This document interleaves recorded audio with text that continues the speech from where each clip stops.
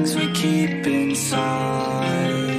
I know I'll be alright. I'll fight with will and time. Yeah. Hi, my name is Robert. And this is Robert. And you are listening to Robert's Sportcast. Alright, so today we have a bunch of things to go over. A lot. We're going to start off with Giannis Antetokounmpo and the Milwaukee Bucks. So just like a few days ago, he said some people like run from a big wall and they don't try to go through it. He said, I'm going to go through it, pretty much saying I want to stay. But then today, earlier this morning, he said he didn't say anything. He unfollowed all the Bucks teammates and the Bucks themselves. So his future there is no one knows, honestly. I think some good places for him to go. Obviously, the Heat's a good fit, but after you just lose 4-1 to the Heat, going there is kind of cheap. So I don't know if he's going to want to do that. And maybe he just unfollowed him for no reason. But usually if you unfollow somebody after a rough season, or like unfollow your teammates, you're probably going to get out of there. And I think that's what's going to happen with Giannis. He still has 1 year on his contract, so if he wants out, he's going to have to request a trade. And it's going to be hard to trade for Giannis. Because anyone you trade for, you're not getting the return back. The Bucks aren't. But at the end of the day, if you're going to have to trade him, you're going to have to trade him. So they're going to take the best offer. No offers have been talked about. There's teams like the Warriors have been talked about. The Heat have been talked about. The Clippers have been talked about. Trailblazers a little bit. Chicago Bulls a little bit. Just pretty much everyone in the league wants Giannis, obviously. He's MVP last year, DPOY this year, most likely going to win the MVP this year. He's a great player. He just needs the right team. Right. Do you think there's any chance that he stays at all? And I know unfollowing everyone, kind of almost positive he's probably going to leave. Yeah. But like you said, he's still on his contract. Is he going to stay there and finish out and then leave, or do you think he's going to request a trade, or is he just going to hold out this season? Do NBA players hold out very often? So it's happened before. So if they don't want to trade him, and they don't find a trade piece. Kawhi Leonard did this, I believe, in 2017 with the Spurs. He didn't want to play for him anymore. So he didn't fake an injury. He had an injury, but he kind of overplayed it and played 9 games that season. Right, that's what Ramsey did. Right. So they would trade him. And they traded him to the Raptors for DeMar DeRozan. It didn't work out for the Spurs. It worked out for the Raptors. They won the chip last year. So with Giannis, it's like, I can see Giannis playing out the season because you can tell he really loves the sport. So I can't really see him sitting out the season. So if he doesn't request a trade, it's going to be awkward. Obviously, I mean, that's extremely awkward to be in the locker room with people you just unfollowed. And just all the rumors going around. It's going to cause controversy in the locker room. I think he'll stay this year. I think next year there's no way he stays. And if for some reason he decides to sign his extension this year for an extra few years, I'll be surprised, because why would you unfollow the Bucks and all your teammates? Right, it just doesn't add up to me. And then re-sign. So I think this is probably the last year of Giannis in the Bucks, in a Bucks uniform. And I think it matters where he goes for the league. If he goes to the Heat, they're already in the Eastern Conference Finals. They get Giannis, they're going to the finals next year. We don't know about this year. He goes to the Warriors, it's over for the league. Once again, the Warriors are going to have Clay, Curry, and Giannis. It's just not going to be good for the league. I think him staying there is... I think what I wanted to talk about before I heard about this news about him unfollowing is the Bucks need to trade for that guy who can show up in the clutch. And a big name that's been going around is Chris Paul. He was the most clutch player this year with the stats, most clutch points, highest field goal percentage in the clutch. And he's someone that can close a game out, because Giannis can't close playoff games out because the defense knows how to play him. What the Bucks do with their offense is they start him at half court and on the perimeter. And with a player like Giannis, who's 7 foot and has decent handles, it's probably better for him to be in the paint. It's easier to stop him when he's on the perimeter. You just triple team him, double team him, and then you get to hope Dante, I can't say his name, and then Chris Middleton can hit shots, or Brook Lopez or somebody, and they can sometimes, but that's not, you can't hope on your role players in the playoffs as much as you hope for your superstar to step up. Like Giannis couldn't, and that's why he's not in the playoffs anymore. Mm-hmm. He can't close games as well as someone like Chris Paul who can drive, he can shoot a three, and the mid range. He's lethal from anywhere on the paint, anywhere on the court. So they need a closer like that. Chris Middleton, he showed he can be that, but he hasn't exactly been that yet. And Chris Paul, I think this is going to his 16th year. He's 35. He's old. Trading for him, it's a risk because you can trade for him and have him for this year and Giannis for only one more year. And then it's like, well, you kind of just traded a few young pieces for maybe 1 year of Giannis. So it's a risky thing. But with LeBron James back in 2010, the Cavaliers had the chance to keep LeBron James, most likely, if they would have traded for Amari Stoudemire, who was at the time probably one of the best power forwards in the league. He would have fit perfect to LeBron, but they didn't want to give up their young assets who didn't become anything. And for that, they lost LeBron, and that happened for about 5 years, and then he went back. And it just, with small market teams like the Cleveland Cavaliers or the Milwaukee Bucks, losing your superstar, your profits go down so much. I think when LeBron came back to the Cavaliers, their profits went up like 400%. Because people want to see LeBron James play. Right. They don't want to see... It's LeBron James. Yeah, they don't want to see... I don't even know who was on that team at the time because they were so bad. So with Giannis, no one knows what's going to happen. But I'm excited to see. I think he'll probably stay this year, but next year he's definitely leaving most likely. And another, this is small, but Anthony Davis is also a free agent this year. He's a great player. He's going to probably re-sign with the Lakers. I don't see any reason he wouldn't. So, and then moving on to our next topic is the Heat versus the Celtics. This is the Eastern Conference Finals matchup.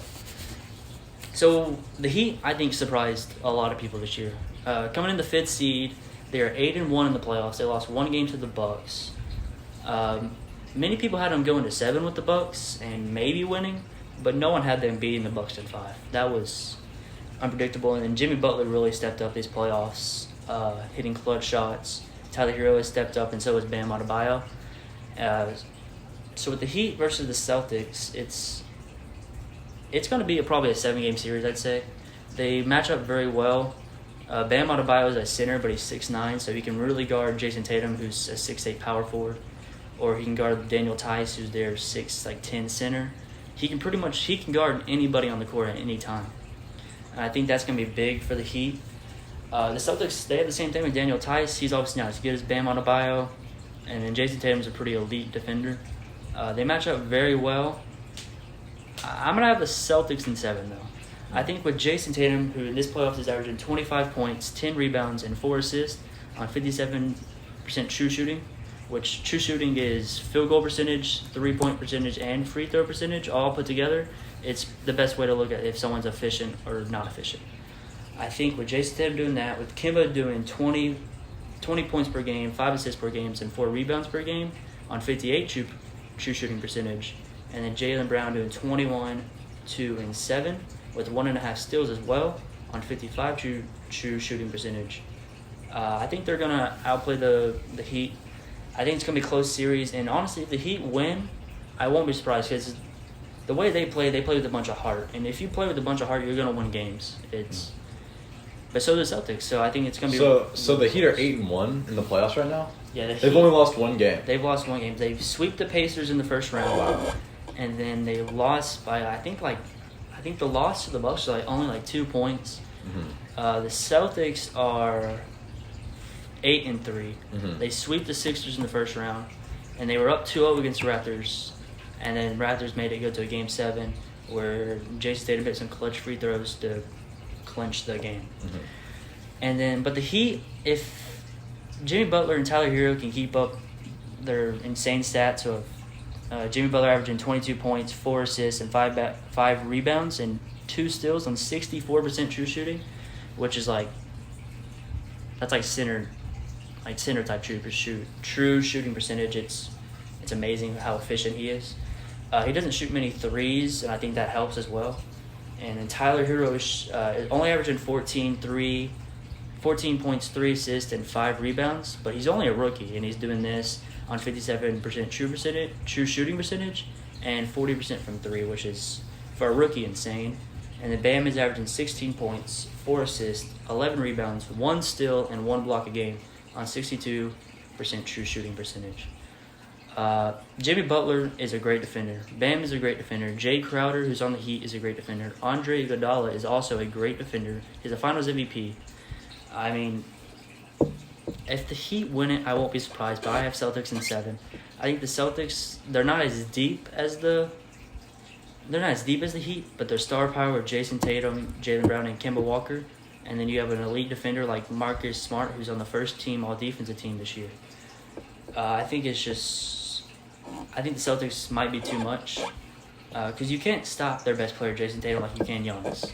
Because Jason Tatum can shoot, he can drive, he can do more than Giannis can. He's not better than Giannis, but it's harder to stop him in the playoffs because he can do more with the ball. He's a shot creator, and Giannis is semi a shot creator. So with the Celtics and Heat, I have the Celtics in 7 advancing to the finals. And then for the next, for the Western Conference Finals, it's not decided yet. The Lakers and Rockets play today. Lakers are up 3-1. Rockets, James Harden had a terrible game Thursday. I think the Rockets will win tonight, but I don't think that should be taken seriously. The Lakers are 1-6. And then I have the Lakers going, and I have the Clippers also going. Clippers are up 3-2 right now. They lost last night, blew a 16-point lead. But the big problem was just the defense wasn't there. We couldn't play Pat Bev as much because he's on minute restrictions. So I think when it comes around Sunday, I think the Clippers will win. I think both will move on in 6, and they'll face each other in the Western Conference Finals. And there I have the Clippers in 7. I know I'm a Clippers fan, and it might seem biased, but they really can beat the Lakers. They've done it twice this season. The regular season series, it's 2-2. So Lakers have won 2, Clippers have won 2. And Kawhi this playoffs over 11 games has averaged 29.8 points per game, 5.5 assists per game, which is a playoff career high, 9.7 rebounds per game, which is also a playoff career high, and 2.5 steals per game. All this on 61.6 true shooting percentage, which is amazing. And then you have Paul George, who's only averaging 20 points per game, 4 assists, and 6 rebounds, but also averaging a steal on 54 true shooting percentage. And that's kind of mediocre. But he talked about, I believe at the end of last series against the Mavericks where we won in 6, he talked about how being in the bubble and struggling, it's all you do when you go back to your room is you just get on social media because there's not much to do. He said the media got in his head. He said being alone there got to him. But since he hasn't been on social media and he's turned off comments on his posts, he's averaging 25 points per game, 4 assists, 6 rebounds on 50% from the field and 43% from 3. It's not a big enough sample size to use true shooting percentage yet, and that's over 6 games, which is way better than it was. And with Kawhi and Paul George, you're getting 2 elite perimeter defenders, and Kawhi can also defend well in the paint. And Kawhi is a two-time defensive player of the year, so his defense it's nothing to be laughed at. Neither is Paul George's. He's never won a DPOY, but he's an all-defensive player. Not this year, but he has been previously. And with the Lakers, the thing is with the Lakers is after LeBron and AD, there's a steep drop-off. They have not a very good bench. They can step up sometimes in the playoffs and step up sometimes in close games. But after LeBron and AD, you don't have much going for you. You have Rondo, who's sometimes going to pop off for a 20-10 game, which is always good to have. But with the Clippers, you're getting Kawhi Leonard, you're getting Paul George, you're getting Montrezl Harrell, who was the 6th man of the year this year. He averaged 18 points per game, and he's averaging 11 in the playoffs. Good shooting percentages, 70% shooting percentages, because he only shoots in the paint. You're getting Lou Will, who has struggled in the playoffs, but he's also had a couple good games where he's had 20 or 30. You have Marcus Morris, who no one likes Marcus Morris, and I understand why. He is a dirty player at times. So, not like him is understandable, but he's a great player. He's a good player. And then you have Pat Bev, who has shown he's a good defensive player. He's on the second team, all defensive second team for a reason. People also don't like Pat Bev. for the way he runs his mouth. But that's how he gets in the players' heads, and it works. You can see it if you watch the games. And then you have Landry Shamet, you have Zubac. It's just the Clippers have more weapons on offense and defense than the Lakers do with LeBron and AD. You have two good centers, JaVale and Dwight, who I think are going to play good in the series. The series the Lakers are in right now versus the Rockets, they're not playing much, but the Rockets are running a small ball lineup, which is their center is 6'5", and usually for center you're about 6'10", 6'11". They're doing this to spread the floor for more spacing, so it's easier to drive, kick out, and get open threes, and it's working. They're just not making the shots they need to make to beat the Lakers, and that's why they're going to lose. And it's like when James Harden has a great game, Russell Westbrook cannot have a great game. I don't know why. It just every time Russ has a good game, Harden has a bad game. Every time Harden has a good game, Russ has a bad game. And your two stars need to to have good games on the same night. And that's what happens with Kawhi Leonard and Paul George and with LeBron and AD. These are the two best teams in the NBA. One with Kawhi Leonard, who I believe is the best player in the world at the moment. He's probably the best defender. And the only thing LeBron James is better at than Kawhi Leonard is his playmaking, which is amazing. He's averaging 10 assists this season, which is a career high for him and a season high for anybody in the whole NBA. He's averaging the most assists. And but when LeBron is guarded by Kawhi Leonard, in the 4 games this season has shot around 35%, which is not good for LeBron. LeBron is usually in the upper 50s. And when he shoots, that's only when he's guarded by Kawhi. But when he's guarded by other players on the Clippers and stuff, he shoots around 36.6%. So he still gets his 20 points and his 10 assists, but he's doing it on terrible shooting percentages. Because Kawhi Leonard has proved that he can guard LeBron James. In the 2014 NBA Finals, the reason he won that Finals MVP was for playing great defense on LeBron James and shooting well, which has been Kawhi Leonard his whole career. Now it's just he's averaging 30 points per game and not 18 because he's just gotten better over the years.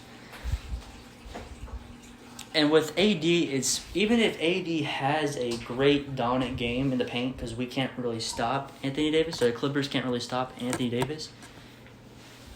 Anthony Davis can't win the game by himself if LeBron's shooting bad and just getting assists out there. And I think LeBron's not going to shoot 35% this series. Playoff LeBron is real, but playoff Kawhi is also real, where they elevate their games to a different level. So LeBron's not going to shoot 35% in this series, but Kawhi is going to guard him. He is going to shoot worse than he has been in the playoffs, because no one in the playoffs so far has been able to guard LeBron James. But when he'll match up with Kawhi in the Western Conference Finals, if that happens, I believe it will, you're going to see it's not the LeBron you've been seeing in the first and second round. So I have the Clippers going to the finals in 7. I have the Celtics going to the finals in 7. And with the Celtics versus the Clippers, it's hard to make a prediction this far. You have to see how they play in this next round.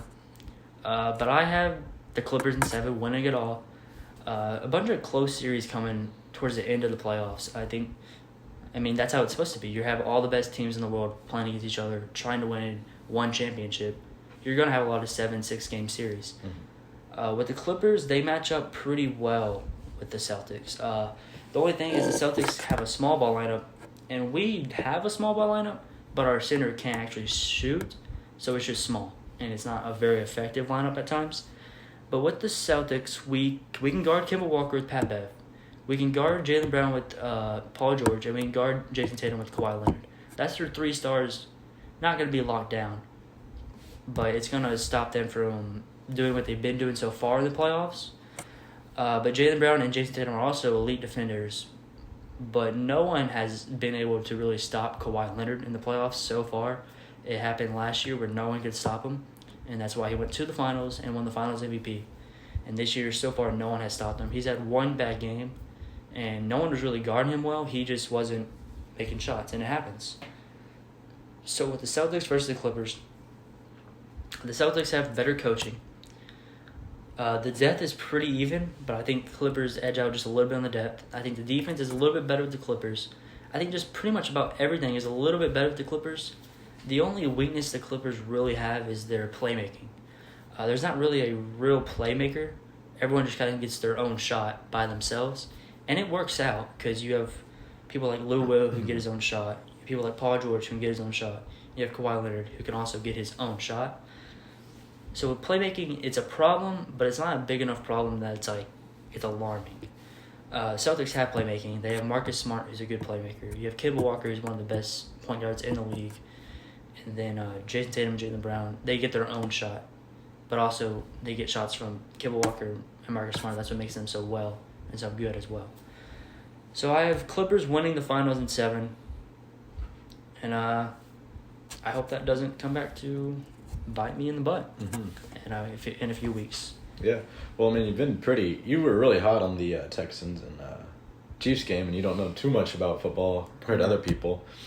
And so I'm sure your predictions are going to be somewhat accurate, I mean, especially with, playoff teams. I want to say it's a little bit easy. I don't know, but I want to say it's a little bit easier to predict NBA finals and playoff games compared to NFL games, just a little bit, because with the NFL you get one game and it's either you win or you lose. Yeah. Whereas in the NBA it's the best of 7. Yeah. You get 4. If you win 4 games, So if you have a bad game, it's no big deal. It's whatever the better team is overall. Yeah. And I think that's really cool. I kind of like that. But in a way, I don't want that to be implemented to the NFL. I don't want to have a best 2 out of 3 or whatever. I don't want that. I don't think that would work out very well. So is that about it for basketball? Wraps about up?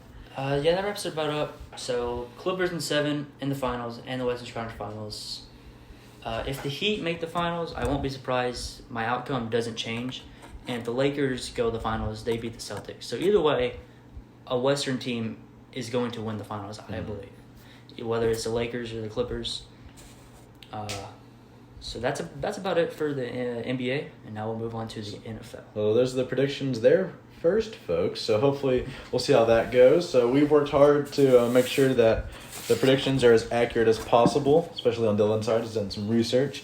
I have a couple stories I want to talk about in the NFL. There's three things I want to talk about. We're pretty early on in the podcast. We're edging close to midway, but I think a couple of these will develop some time. So I've been thinking about which one I should talk about first. I'm going to go ahead and go with the Texans and Chiefs game. This game was about what everyone expected. The final score was 34-20. Now, don't let the score deceive you. These two teams are not even close to on par with each other. The Texans they were not as good as the Chiefs. The Chiefs had more talent. They had better coaching. The Texans' coaching and playing was just not quite on par, not even close to on par. In the third quarter, at one point, it was 34-7. I don't think it was 34-7. My bad. My apologies. 31-7. They scored 3 points at the end of the game. So I went ahead and I broke down every part of this game, the offense and the defense on both sides, and even what they could have done better. How the Texans could have won, because the Texans could have won this game. I don't want anyone to think that there's just no way the Texans could have pulled off this victory, because it's possible that in the NFL, there's always a way to win. You might have to have a little bit of luck involved, but there's always a way to win. So I want to start off with the Texans offense. The Texans offense put up 20 points. 7 of those points were in the first half, and the rest of the points, the other 14, I believe. Yep, 14 points. No, was it 13? 13, right. They went for 2 and they didn't get it. The other 13 points came in the second half, and I believe the fourth quarter. I could be wrong on that. So yeah, it by that point in time, it didn't really matter. But the Texans offense couldn't really handle the Chiefs defense, especially the Chiefs defensive line was all over Deshaun Watson. He could not make proper reads. He didn't have enough time. It was bad. Penalties. Texans were playing with penalties. But I want one big stat right here is the Chiefs defense recorded 4 sacks against Deshaun Watson. That just shows how the Texans offensive line was not able to hold up against Chris Jones and the other playmakers they have all on that defensive line. Great defensive scheme. I'm in love with the defensive scheme that the Chiefs had, which was bring 5 every play, because it got to Watson. Watson couldn't make good plays. It was a really good call, and I just wanted to point out that the Chiefs defense was really good. But going back to the Texans offense here, at first, the Texans started off really well. Their first play of the game was a 5-yard run with David Johnson. And I think that kind of was going to really set the tone for the Texans. The Texans could have won this game with the ground and pound tactic, but the Chiefs linebackers, arguably, maybe the defensive backs even, it's the secondary for sure of the Texans, or not the Texans, the Chiefs are the worst out of all the units on that team. And that's not even close. With no preseason, it's harder to kind of tackle other people, and preseason kind of eases your nerves about tackling and hitting. This is the first game, that they've got to hit other people besides their own teammates in a long time. So I think this is really critical and important that the Chiefs had to tackle, and they didn't. The middle linebackers were missing tackles. The corners were missing tackles. It was David Johnson ended up averaging 7 yards per carry. But the problem is he only had 11 carries for 77 yards with the Texans offense. 11 carries whole time. Got 11 totes for 77 yards. It's insane. And a touchdown. He scored not the only rushing touchdown because Deshaun Watson had one.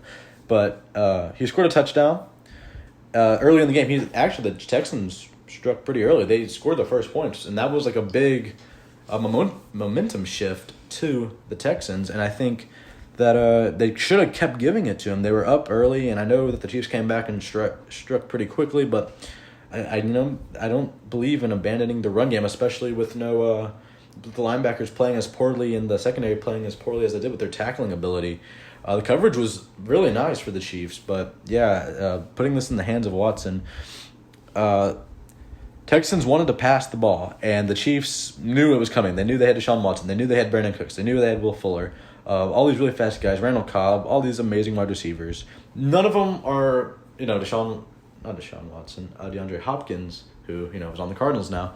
But it's a lot more weapons than just one big weapon. But I think the one big weapon was really needed to decide this game. But a lot of people said that, and I kind of agree with that to a point. A wide receiver weapon, obviously. But I think David Johnson could have really popped off a little bit better if he got some more carries. I think, 25 carries, he could have had over 150 yards on the ground possibly, at least by these stats. Anyways, he's averaging 7 yards per carry. He's almost unstoppable at this point.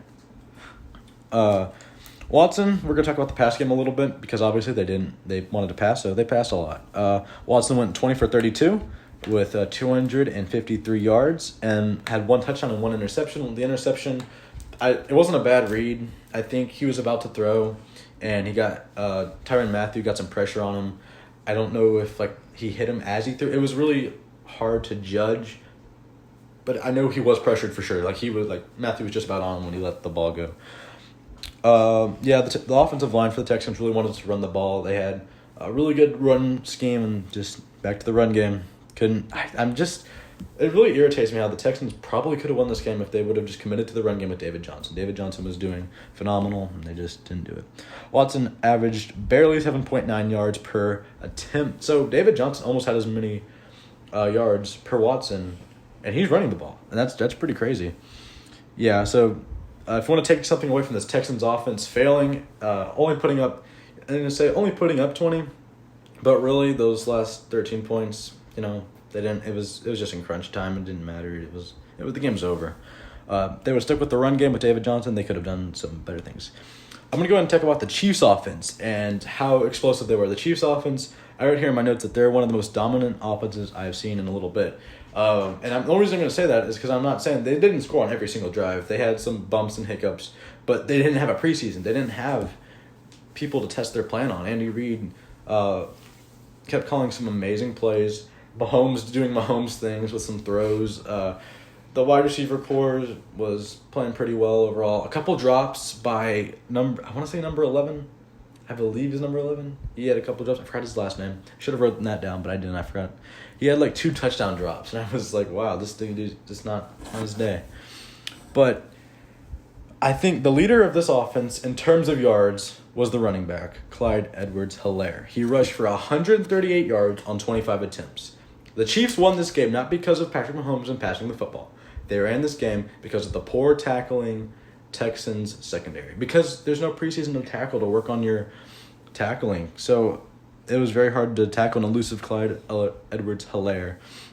Had a great game on the ground. He did score a touchdown, but the 3 other touchdowns came from Mahomes through the air. So I'm going to talk about that a little bit. Mahomes went 24 for 32, but only had a 211 yards passing through the air, which is really unusual for Mahomes, especially if you're going to put up 34 points. Usually it's, you're going to expect Patrick Mahomes to have over 300 for sure. The 3 touchdowns is common at this point for Mahomes, but only 211 yards in the air is weird. But that's because Hilaire did his job in running. Chiefs' offensive line was very physical. I love the Kelechi Osmiley, I believe is the left guard. He's a Pro Bowl left guard. He used to play for the Raiders. I remember when he played for the Raiders, he was a very good left guard. And now he's on the Chiefs with some amazing tackles. I believe the center's pretty good as well. They've got a very, very big, tough, physical offensive line, and this is going to be an offense that you're going to have to come up with some kind of either outgun this offense. It's very, very hard to shut down this offense, especially with Clyde Edwards-Hilaire. You can run, which we just saw here. You have Mahomes, you can pass. How are you going to stop this offense? We'll have to see throughout the season. Because as of right now, the Chiefs are obviously one of the favorites to win the Super Bowl. But, yeah, this offense was just almost unstoppable. The only time I saw this offense kind of struggle was in the red zone. They wanted to run the football with Clyde Edwards-Hilaire. He's only 5'7". I don't know how much he weighs. I'm gonna assume 200, maybe 210, 215 at max. He's only 5'7". He can't be too heavy, or he'll be slow, and he's not slow at all. So they wanted to run. They kept trying to run from between the 4 and the 1 yard line and try to punch it in, and every time they couldn't. I feel like his 5.5 rushing yard. Let me see. What is that? 5.5 average per run would have been a little bit higher if he would have scored at one point, because I don't know if it was the defensive line for the Texans with J.J. Watt obviously playing. He didn't have a great game, but I don't know if it was the Texans defensive line or the Chiefs offensive line or just Hilaire in general. I think a bigger back could have got the job done.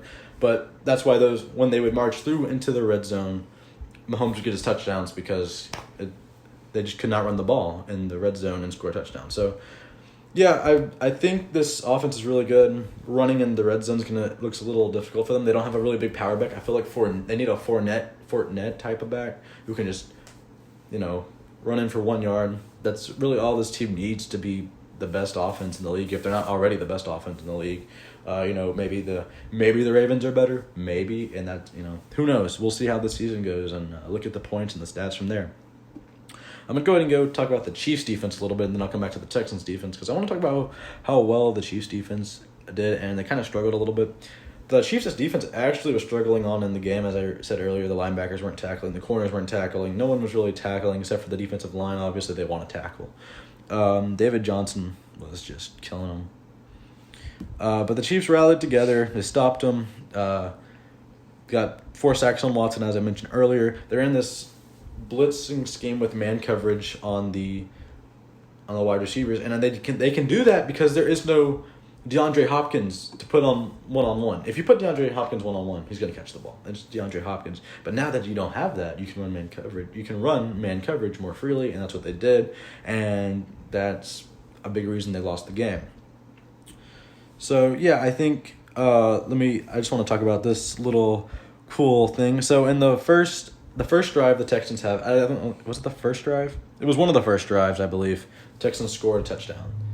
And then from that point in time, all the way to the fourth quarter, the Chiefs defense did not allow a single point. That's incredible. That, of course, if you're not going to allow them to put any points up in that point of time, with that Chiefs offense, they're going to put up points, and that's what they did, and that's kind of what sealed them the game. The defense doesn't have to do their job. Obviously, they have to do their job the whole game, but defense is going to slip up. It's the defense. Offenses are going to beat them. But I just want to say this Chiefs defense played pretty well. I think obviously the Chiefs offense is way better. Texans could have won this game, but and finally we come to the sorry, sad loser of this whole game was the Texans defense. 34 points. Come on, Texans. Texans defense, I don't have very much written down. They started out good. They forced a punt, but actually the Chiefs would have scored a touchdown on their first drive if a wide receiver dropped a ball. I believe it was 11. I could be wrong about the number. He dropped a touchdown, it hit him in the fingers, and dropped it. J.J. Watt was not playing at J.J. Watt level. I want to talk about J.J. Watt. Great player. J.J. Watt is a great person and player. This game was not his game. The Chiefs O-line was very physical and got to him, He only had, I believe he had 2 tackles and 1 assist. Linebacker score struggled to make certain tackles that they really should have made. So was the Chiefs. It was, the linebacker core isn't too strong for the Texans. They have Cushing. They have, I think it's Brian Cushing, I believe is his name. He's a pretty good linebacker, but other than that, I don't see too many great linebackers playing for him. They really struggled with the diverse play calling. The Chiefs, obviously the Chiefs team is hard to stop, but we've seen this Chiefs. I mean, in the Super Bowl, the Chiefs, I think they put up around 31 points, but for a little while, the 49ers held them, even with that good defense. So it is possible to hold the Chiefs to a low number of points. But, yeah, this is a game that we knew how it was going to end. Dylan, what was your prediction for this team? I believe it was, I had the Chiefs scoring 35, and I think the Texans 22 or 24. I can check real quick. All right. So, yeah, he was like, when he, I didn't remember what his prediction was. So after the game, I texted him, or he texted me. He's like, yeah, my prediction was 22 to 35, the Chiefs winning. Wow. So off of a total on 3 points wow, that's pretty crazy. That was a really good prediction by Dylan. I don't think I probably would have got on that close. But yeah, so that's all I really want to talk about. I want to talk about one more thing, and that's how the Texans could have won this game. Actually, I pretty much already talked about that. David Johnson was the key to winning that game. And if you don't believe me, just look at that stat. 11 carries for 77 yards, and then they just didn't give him the ball. Obviously, they can't. They tried to do it later in the game, but by that time they were down by a couple touchdowns. There was really no point in coming back. Speaking of Texans, we're going to go into our next topic here, and that is going to be Jadeveon Clowney. So if y'all who do not know, Jadeveon Clowney was the first overall pick in the 2014 draft to the Houston Texans. He was they took him over a couple other picks. They took him because they believed that him and J.J. Watt would be the dynamic duo of pass rushers and would just obliterate offenses around the world in 2014. However, due to injury and lack of production, Jadeveon Clowney, but everyone was questioning, is he the number 1 overall pick? Well, now looking back at it, Aaron Donald and Khalil Mack were in that draft class, so you really can't compare them. But I'm going to talk about, he just signed with the Tennessee Titans on a 1-year deal with the Titans. From the value, I don't think it's set in stone. It's either between $12 million or $15 million, and it's around that ballpark. So the Saints actually offered him a similar contract, and I think if he would have joined the Saints, it would have been a really good move. Cameron Jordan, obviously, elite pass rusher and elite playmaker on the other defensive end side of the ball, with Clowney on the other edge would have been pretty good. But he said that the reason he wanted to join the Titans was because of the head coach. And I forgot his name. Did I write it down? And no one wants to actually live in New Orleans. That is true. It floods like that's every true. month. Let's just look at that last hurricane. That was bad. But yeah, Clowney signed with the Titans because the head coach. A fun fact: that head coach, I believe it's Mike Vrabel. I believe that's his name. If I butchered it, I'm sorry. But he's the Titans head coach. He was the Texans defensive coordinator in 2017. So, fun fact about that, 2017 was Jadeveon Clowney's best defensive year. He recorded, I believe, 9.5 sacks, which he's never hit the 10-sack mark. And that's kind of what you judge as an elite pass rusher by how many sacks he has, and 10 is kind of like the elite level. 9.5 was the highest he's ever hit. He had 9.5 sacks that year, 2 forced fumbles, and 52 tackles, and he played in every single game. I believe that's the only year he's actually played in every single game due to injuries and whatnot. But, however, will Clowney fit into the role with the Titans? That's my biggest question. They lost Pro Bowl defensive tackle Jarrell Casey. I believe he signed with the Broncos. Very good defensive tackle. The big question, will Clowney be able to step up and make his presence felt on the defensive line? Seattle, he did have a record high, 4 forced fumbles last year. Played pretty well, but he only had 3 sacks last year. I think he played in 13 games and only had 3 sacks. So, I mean, he had a lot of turnovers, a lot of forced fumbles. Those are very important, but sacks are can make or break a drive. And you really need Clowney to make these type of plays. But, where is Clowney going to play in Tennessee? I believe Clowney's kind of known to be an edge rusher. He can also play linebacker, but I assume to see him playing, edge rusher, defensive end kind of role. But one big thing, and that's about it for Jadeveon Clowney. There's not much more to talk about. I'm just curious how he'll fit into Tennessee, and will he get 10 sacks this year? I don't think he will. I don't think he's that type of playmaker. He might if Mike Verbaal and him communicate. I'm sure he can get whatever numbers his body can physically produce as well as he can play with that team. But I'm talking about all these bad stats here about how he's not this and he's not that. But Clowney actually posted some stats the same day I was writing this on his Instagram about why he's good, and so I just wanted to pull these stats up, and I think it's kind of ironic. So according to Clowney, and I forgot what source he got this from. I probably should have cited it, but I was kind of in a rush. So in the past 4 seasons, he is 4th in tackles for a loss. So for you people who don't know, tackle for a loss sack is when the quarterback is going to throw the ball and gets tackled in the backfield, as long as the quarterback's tackled in the backfield. Tackle for a loss is when the ball's handed to the running back and the running back is tackled behind the line of scrimmage in the backfield. So it's the same concept but sacks are big because usually I don't know why. I think sacks are bigger because the quarterback's usually a little bit deeper when he's going to throw the ball, and it's just really cool to see quarterback just taken into the ground by these big guys. I also think with the sack it's more momentum for the defense. Because tackling the quarterback, everyone wants to tackle the quarterback. Oh yeah, you want to smother. The whole point of the offensive line and pass protection is pass protection to protect the quarterback, and when you beat offensive linemen and sack the quarterback, it's a good feeling. It's a really cool feeling. So I'm sure at the NFL level it's even better. So yeah, he is 4th in tackles for a loss. So he might be that run stopper that the Titans need, and if he is, I'm pretty happy for them. I think he will be a good run stopper, but will he be that pass rusher that Tennessee kind of really needs right now? Clowney also posted on his Instagram story, he has the second highest pass rush win. He has the second highest pass rush win rate at 2.5 seconds, 26.5% of the time. So he'll be an offensive tackle to the quarterback in 2.5 seconds on average, 26.5% of the time, I believe. I believe that's what that stat means. I'm not too sure, but that's... So if those stats are true, it's a good, I don't know who's higher than him. I'm going to assume either Aaron Donald or Khalil Mack or somebody. Maybe even Von Miller. I think Von Miller might be number 1. I think it might even be Von Miller. But I'm not sure. But point is, Clowney's made a case for himself on an Instagram story. So I think that's pretty important. Speaking of Von Miller, his leg, did you hear about that? No, what happened? Oh, he's out for the season. He's out for the season? That's what's predicted so far. He hurt his leg. Look at that! I don't know this. And they thought it was his ankle at first, but then it came out it was something to do with his knee.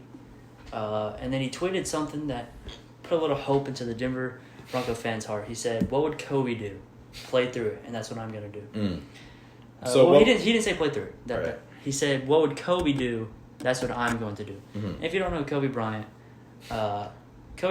once tore his Achilles and then shot 2 free throws. Yep. He also broke his finger in the NBA Finals and then played 7 games in the NBA Finals and won. He also dislocated his finger one time and just popped that thing right back in. Got right back in the game. Kobe has a crazy pain tolerance. I don't even know if I could do that. Yeah, I think that's just the mental toughness type of guy he is. That Mamba mentality. Mamba mentality. So what he meant by that is I think he's gonna maybe try to play. I don't think he should play anytime soon. Right. But I think he might want to make a comeback sometime later in the season. Right. But for now he is injured, and it doesn't look like he's gonna be coming back anytime soon. Mm-hmm. So I did not know about that. So I'll probably do some more research on that, look into it.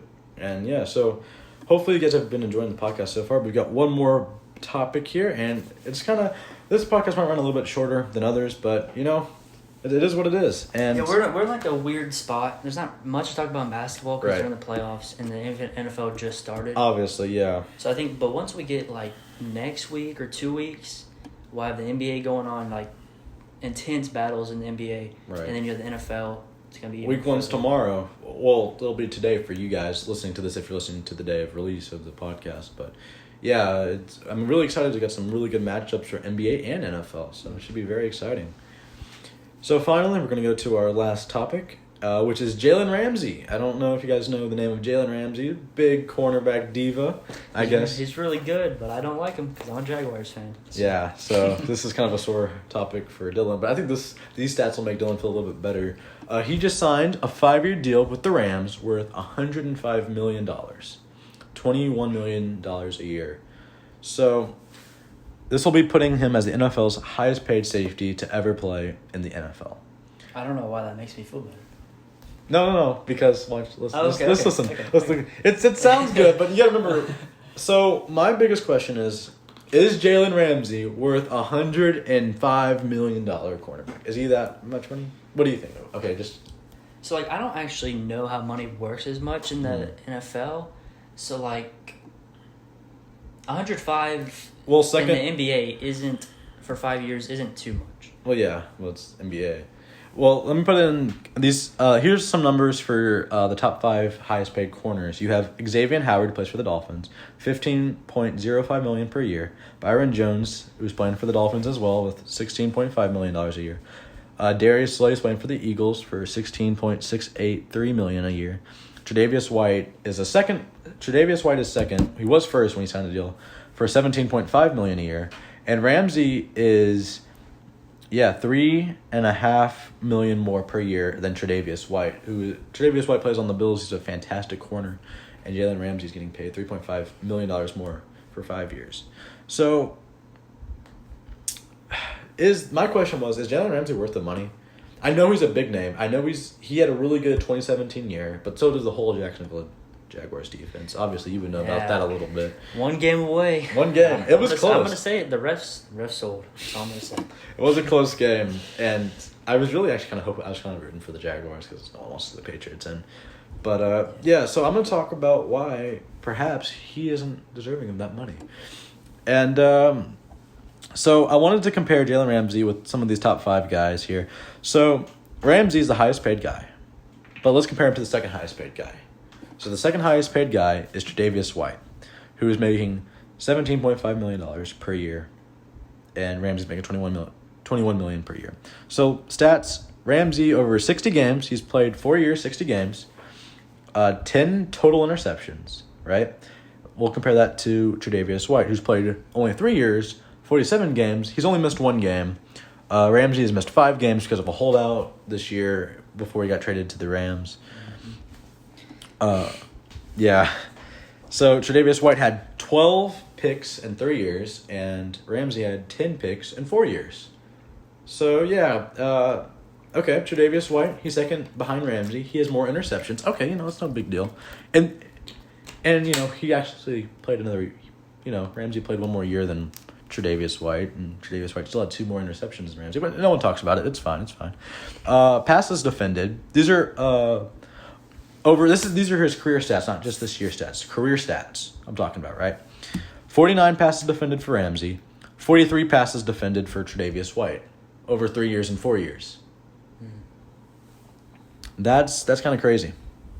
Only 6 passes defended more by Ramsey over a whole year period. So if you want to base it off of those 2 stats, Tre'Davious White is a little bit better. They both have 3 forced fumbles over their career. Ramsey has 243 tackles, where Tre'Davious White has 181. And if you want to I put him on average because, Ramsey's been in the league 1 year longer than Tre'Davious White.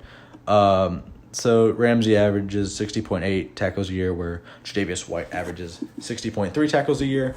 So it's actually pretty close on tackles, about even, I'd say. Maybe if you want to give it the nudge to Ramsey with 1 more tackle a year, sure, go for it. But tackles aren't really what I'm looking at. I'm looking at passes defended and total picks, and the games missed. Both these guys really haven't dealt with the injury bug, and I think that's good. I think that's good if you're going to pay a player that much money. You don't want him to get injured. But yeah, just looking at these stats, Tre'Davious White has played a whole 1 year less than Ramsey and has 2 more interceptions and only 6 less passes defended. That's kind of crazy. And you're paying Ramsey $3.5 million more than Tre'Davious White. Is he worth it? I don't know. We'll see this year. I think Tre'Davious White, I think he's worth more than he's getting paid. Oh, yeah. I think Jalen Ramsey is also getting paid a little bit too much. Mm-hmm. I think they should both be paid even, probably probably about 20 mil. I think would be good. For Well, both of them. Ramsey's maybe get Jadeveon a 21 mil. Well, at the time, that's like almost quarterback money at that point. Well, not quite, 30 million a year, but Tre'Davious White was the highest paid corner before Ramsey, right? When Tre'Davious obviously would have signed that contract knowing he was the highest paid. If Ramsey would have got the contract first, would have White wanted more money? Maybe. I don't know. I think so. But yeah, so, it's 1 and 2. It goes hand in hand. You know what? They're pretty even, but not. I think White's better stat-wise. But you know what? Let's go to number 5. Let's compare 5 to Ramsey. So Xavier Howard is making $15.05 million per year. Ramsey's making $21 million per year. That's $5.95 million per year difference. That's a lot of money. That's a lot of cap room. You could put that in another big name player. So let's look at Xavier Howard. He's played 40 games. He's played in 4 years as well for 40 games. He's only played in 40 games compared to Ramsey's 60 games. Has 12 interceptions, 35 passes defended, only 1 forced fumble, 140 tackles if healthy a whole season. 140 tackles. But if he was projected, so the problem with Xavier Howard was he's been injured. He has had the injury bug. But if healthy, he's projected to have 186 tackles per year, which is around where Jadeveon White is. Not per year, my bad. 186 tackles total. A total of 16 picks compared to Ramsey's 10 picks, which he already has more interceptions than Ramsey, and he's played in 20 less games. He's projected to have 46 passes defended, which is, exactly in the middle of Tre'Davious White and Ramsey. So I think Xavier Howard, if you want to look at interceptions, number 5 on the list of salary cap, Xavier Howard is better than Ramsey and is getting way less money than Ramsey is. Passes defended are, pretty accurate, pretty close to each other. I guess forced fumbles, if you want to give Ramsey has 2 more. But looking at these stats, I just don't know if Ramsey should be paid that much. I think, he should be paid maybe Darius Slay money. $16 million sounds fair. But I don't think 21 is really good. But the Rams are really bad about throwing money around. You can see that last year. Why do you think they had to cut Todd Gurley? Why do you think they had to trade away Brandon Cooks to the Texans? Because his biggest contract was. They just didn't have the cap room because they went all in on the year where they lost the Super Bowl to the New England Patriots. So yeah, is Ramsey worth all that money? You guys be the judge. Stats, on the screen. You can take a look at them. So I'm really questioning some of these moves, and is Ramsey worth all that money? But I think if he proves himself this year, if he leads the league in interceptions, or a lot of turnovers, a lot of passes defended, I think he could be potentially worth it. So yeah, that about wraps up Jalen Ramsey and his contract, Jadeveon Clowney, and his move with Tennessee, and the Chiefs and Texans game. So anything else to add, Dylan, about your basketball numbers here? No, I want to talk about one more little thing with the Bucks. If they want to keep Giannis, I think trading for Chris Paul, I've already said, is essential. I don't think he stays. I don't think he stays anyway. But if you want to try to win this year while you still have him, if he decides not to request a trade, you trade for Chris Paul. I think the pieces you have to throw in, they've already said, or it's been rumored that Eric Bledsoe, their starting point guard, is going to be in the trade market. So you have to. I think you throw Eric Bledsoe. You have. There's not really many trade pieces they have. I mean, you have Dante DiVincenzo, however you say his name, and then I guess you have picks, but nothing's really valuable because they're such a good team. And since they've been all in for like a year or two now, they don't really have young players because they don't have good draft picks, so they don't have good young players. I guess you throw Wesley Matthews in there, but to make the trade for Chris Paul, it won't be as hard as it seems because how good Chris Paul is, because the Thunder pretty much said at the beginning of this year, we're going to trade you halfway through this year at the trade deadline. But they were doing so good and so they had a 0.2% chance of making the playoffs, and they got the 5th seed and went to 7 games with the Rockets. Right. So I mean, they with Chris Paul mentoring Shai Gilgeous-Alexander, he had a great second year. But the Thunder are pretty much, I think they're going to move on from this Chris Paul era, this only 1 year era. And it makes sense. He's making $40 million a year. He's not worth that anymore. But at the time of the signing, he was probably worth that. So I think that's what you throw in. You throw Eric Bledsoe, Wesley Matthews, and Dante. We'll just call him Dante. And maybe some picks if they're even valuable. I don't know. The Thunder are really good about getting picks out of people. I think the Clippers traded like 5 first-round picks or 4 first-round picks, and Shai Gilgeous-Alexander for Paul George. And they also got some picks from the Rockets with the Chris Paul trade. It's just they know how to make good trades and how to finesse other teams, and I think that's what they're going to do. I think with the Thunder, you either try running it back this season with the same team, or if you trade Chris Paul, start rebuilding around Shai Gilgeous-Alexander, Lou Dort. You keep Gallinari maybe, and keep Steven Adams for veteran presence in the locker room. I say the way the league is going, while you're rebuilding, it's probably better to start rebuilding right now and start with a small ball lineup. So I think you trade Steven Adams and Gallinari for younger players, and you try to get like a center. They don't even have to be a center. Like PJ Tucker is not a center; he's a small forward, but he plays center for the Rockets. I think if you're going to rebuild now, I think it's a great time to try out small ball. I think that's what they should do. They have Lou Dort, who's a great defender on the wing, and Shai's a decent defender and a decent shooter, but he's really good at driving, getting to the paint and stuff. And his natural position is point guard, but with Chris Paul, he had to play shooting guard this year. He did great. He averaged like 19 points per game. So I think the Thunder, we're kind of switched from the Bucks to the Thunder, but I thought the Thunder are also an interesting story because it's like what happened this season was not supposed to happen. But with Chris Paul, it did happen. People were calling him washed last year, and this year he came out as an all-star starter, and he showed that he's not washed anymore.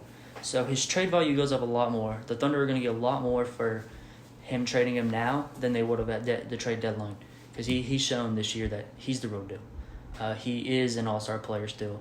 He is still a leader of a team. So I think the Bucks should try to trade for him. I've heard the Knicks come up. I don't even think Chris Paul could save the Knicks, to be honest, like he did the Thunder. The Knicks are terrible, and I think they'll be terrible for as long as I'm alive. That's how it seems. And then there's some other names, but I think the Bucks is the perfect fit for Chris Paul. It's where he can go in and be the second option, but close games out as well. And I think Giannis is going to play better. I think Chris Middleton's going to be playing better because he's not really a shot creator as much as he is a spot-up shooter. So having someone like Chris Paul who can make for the Bucks, he's a way better playmaker than Eric Bledsoe, and probably about the same defensive level. Probably not anymore, but he's still a pretty good defender. So you're not missing out by trading Eric Bledsoe because you're getting Chris Paul. And he's 35, I think you have a way better chance at winning and going to the finals this year. They haven't been to the finals yet. Giannis has been in the league since 2014. But when he came in, he was 6'8" and like 190. He's now 6'11" and like 250. He's put in the work. I think people need to stop hating on Giannis. He's only 25. It took Michael Jordan until he was about 27, 28 to start winning championships, and same thing with LeBron James. So I think people are judging him and criticizing him too hard. Yes, he needs to be criticized for losing to the 5th seed in the first round in 5 games. But at the same time, he was injured that game 5. He didn't play. He sprained his ankle twice, back-to-back. But I think the Bucks make a trade for Chris Paul. I think they make a finals run. And if they win it, I won't be surprised. But I think the Giannis era will be over definitely after this year. Maybe even before the next season even starts. Mm-hmm. If he requests for a trade. So that's about it. That's about it. All right, and that's a wrap for episode 2. So hopefully you guys stick with us. Basketball fans, we wanted to start you guys off and end off on a good note. Because I know you guys didn't get very much on our last podcast, episode 1. So yeah, if you guys haven't watched the first episode already, please check it out. We talked more about ourselves there. We definitely and why did. we wanted to start and our schedule. Right. Well, I can tell you the schedule right now. Actually, no. No, I'll tell you. I'll tell you. Oh, okay. I'll tell you. You can tell us. It'll be a little enticing so you can go and say, wow, is that really the schedule? Because I might be lying to you. Yeah, you don't know. You got to go watch the first podcast episode. Sundays at about 3 to 4 p.m. is a nice range. Is that it? Is it the real one though? I don't know. That's a range. I could be wrong. I don't know. You could be wrong. You don't know. Make sure to subscribe. Flick that bell. Do it. But before we go, Right I want to talk about our Patreon. Got a self-promo here. So we have a Patreon set up. We have different tiers. We went in right before we uploaded our first podcast. It's critical that we get some people to help us out with this podcast. Because right now, the quality is all right. It's not perfect. It's not what we picture ourselves doing. I don't think we're gonna be doing this for 5 years if this is what we have to do. Because life gets crazy. But with you guys, with your help, if you go into the link in the description, Patreon's there. $3 a month is the cheapest thing. It's $3 a month. There's 4 different tiers. There is 4 different tiers. I want to talk about them a little bit, but I kind of want you guys to go in there and look at it yourself. We'll probably make our own Patreon video eventually, and you guys can watch that if you want. It'll be a lot shorter than these podcasts that go on for an hour or so. Yeah, it'll be more of the... we don't have bloopers yet because we kind of just go on for an hour. Yeah, but obviously you guys can look at the what special limit access you guys get. Because there's for donating. For joining our Patreon, there's a bunch of benefits. It's Definitely. It's not just joining. And just you don't. Giving us It's money. It's not. It's not like you're subscribing to those Twitch thoughts and then you don't get anything in return. No, you're gonna get some good quality content out of us for the price that you put in. Money value as well. But another big way you can help us if you don't have the money to spend, and I totally understand that. I mean, I don't want to be a big cash grab, but we're gonna use all the money to help us. But like I was saying, if you can't spend money to help us, and if you really enjoy this podcast, please share it with your friends. Yeah, share it with your friends. Subscribing and leaving a like, leaving a nice comment. Definitely. Leaving feedback is probably one of the best ways we can improve. Good or bad. We need to know how we can make your experience better. Be honest. Please. And when you do subscribe, I'll say it again, flick the bell. Flick the bell. So you know when we upload. Because I might be wrong. We might upload on a Monday one day. You never know. You don't know. We might have a double down week where we record 2 podcasts if we're really feeling like if there's a lot of content that we really want to talk about. You don't know. So go check out our Patreon. Go check out all of our social media. They'll be in the description below. Patreon, Twitter, even TikTok. We're on Instagram. Instagram. You name it. We're working on a Tinder. But that's about it. That's going to wrap up the podcast today. I hope you guys really enjoyed. Yeah, for real. If you did, leave a like. This was fun. Comment. Yeah. Give us some feedback like we said. And we'll catch you in the next one, I guess. All right. See you. Bye. Wake up and every day told me a promise that I would make it one day as an artist. Music's the only thing keeping me honest. I know that I want it, I'm hoping I got it. Addicted to all this remotely melodic. See how some people become alcoholics. Addiction is real but mine isn't as toxic. Although sometimes I feel a little psychotic. I know that I got it in me. Can't stop what's in me to the top. Believe me, I'm not resisting. It's all beginning. I'm all but willing to break the ceiling. Oh, take a chance and do it. Take a stance and prove it to yourself. Improving every day you're moving. Every day's a new one. Don't fear to lose one. Bounce back and move on.